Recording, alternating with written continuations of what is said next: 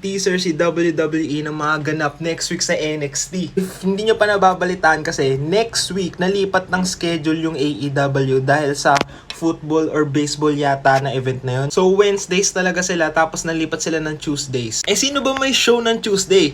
NXT. Next week sa AEW. Doon kasi gaganapin yung debut match ni Edge, Adam Copeland sa AEW. Tapos birthday ni Tony Khan, which is yung CEO ata nun or president. Siyempre si WWE, tinapatan nila. So nandun si Cody Rhodes na may special announcement daw. Tapos si Asuka rin may laban dun. Tapos si John Cena lang naman at si Paul Heyman lang naman ang makakasama nila Carmelo Hayes at Braun Breaker sa ringside. Hindi pa nagtatapos doon. Kanina nga naglabas sila ng teaser trailer at sa huli ng teaser trailer, ito ang tumunog. Eh ganyo.